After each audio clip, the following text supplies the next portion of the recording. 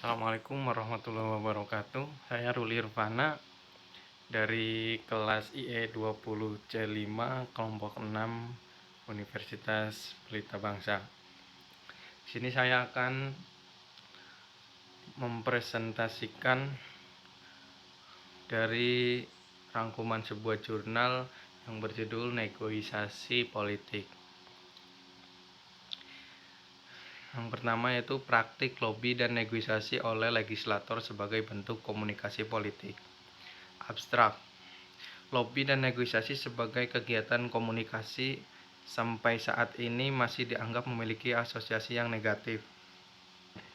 Padahal dua kegiatan tersebut dapat kepentingan untuk mengesahkan rancangan undang-undang yang bermanfaat bagi masyarakat luas. Tujuan penelitian ini adalah untuk memahami praktik dan lobby yang dilakukan anggota legislatif kepada pemangku kepentingan dalam proses pembahasan RUU konsultan pajak penelitian. Ini menggunakan pendekatan kualitatif. Strategi penelitian, studi kasus, dan pengumpulan data berupa wawancara terstruktur dan dokumentasi data penelitian dianalisis menggunakan analisis tematik dan triangulasi penelitian berupa triangulasi teori dan data. Pendahuluannya itu praktik lobby dan negosiasi oleh pejabat pemerintah sudah menjadi hal yang lumrah untuk ditemui di berbagai negara di dunia. Lobby selama ini dianggap memiliki asosiasi yang negatif baik di media maupun masyarakat umum. Lobby sering disalahartikan sebagai representasi sepihak kepentingan bisnis kepada orang lain.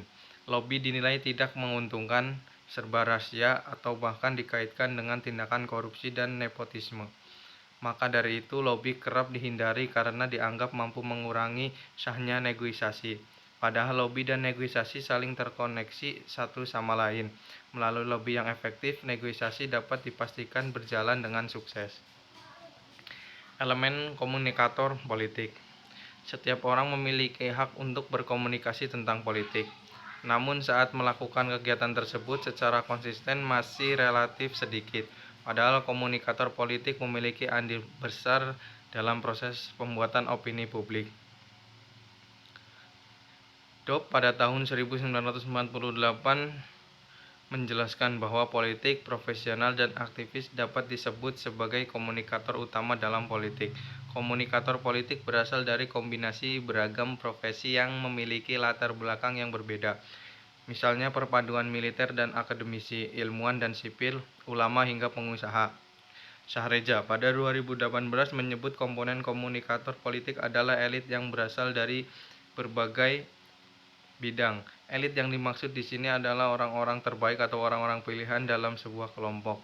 Mereka biasanya menempati posisi teratas dalam instansi ekonomi, politik, ataupun militer. Menurut Zorak pada tahun 1990, lobby akan selalu menjadi bagian dari sistem politik dan legislatif sebuah negara.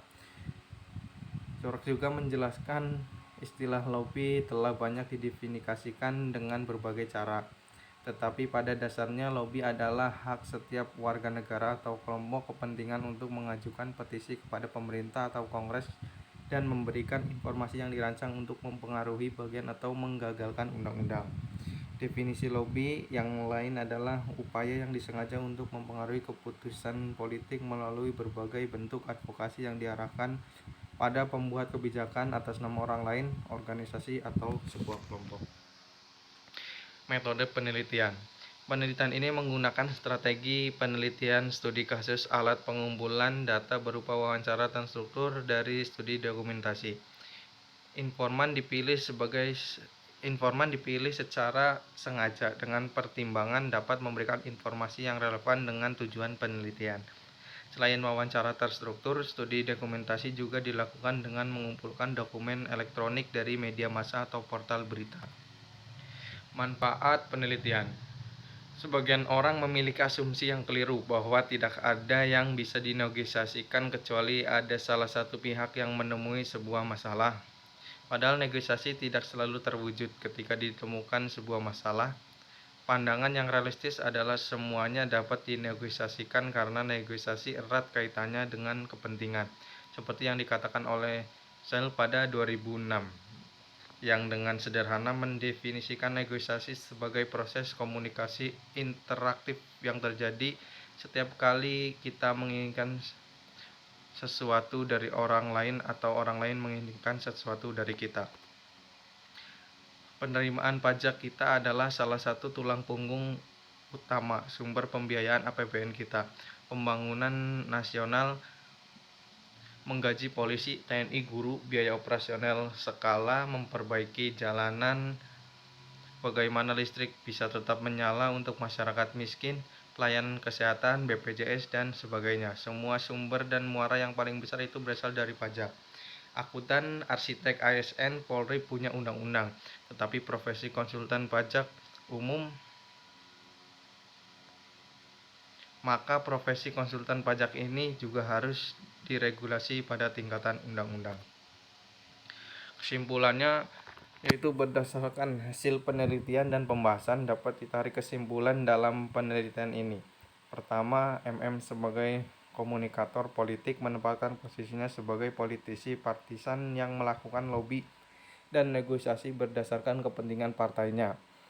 Dan IKPI sebagai organisasi yang diklaim akan diuntungkan jika RUU konsultan pajak disahkan pemerintah. Kedua, 5 era dasar kegiatan lobby yang dijalankan diantaranya. Yang pertama, menjalin koalisi dengan organisasi yang berpengaruh, yaitu IKPI, yang memang memiliki kepentingan yang sama. Yang kedua, melakukan riset pendahuluan dan persiapan laporan untuk dibahas saat rapat pembahasan. Yang ketiga, menjalin komunikasi dengan individu berpengaruh dalam balik DPR dan anggota fraksi dari partai lain. Kemudian yang terakhir, menetapkan sebagai pembicara sekaligus saksi ahli. Dan terakhir, 5, memberi pikiran mempersiapkan diri dalam debat di DPR. Penutup. Praktik lobby dan negosiasi oleh legislator sebagai bentuk komunikasi politik sampai saat ini masih dianggap memiliki asosiasi yang negatif.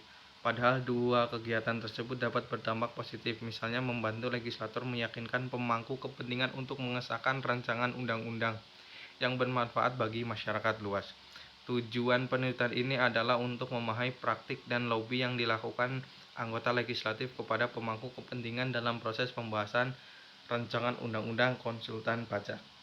Penelitian ini menggunakan pendekatan kualitatif, strategi penelitian studi kasus, dan pengumpulan data berupa wawancara terstruktur dan dokumentasi. Data dan pengumpulan data berupa wawancara terstruktur dan dokumentasi. Data penelitian dianalisis menggunakan analisis tematik dan triangulasi penelitian berupa triangulasi teori dan data. Hasil penelitian menunjukkan bahwa dalam melakukan praktek lobby dan negosiasi, legislator sebagai komunikator politik menempatkan posisi sebagai politisi partisan. Meskipun proses lobby dan negosiasi menemui gangguan, legislator ternyata berhasil meyakinkan para pemangku kepentingan untuk menyetujui rancangan undang-undang konsultan pajak masuk dalam daftar prolegnas prioritas tahun 2018. Terima kasih sudah menonton video presentasi dari saya. Jangan lupa untuk subscribe, like jika teman-teman menyukai video ini.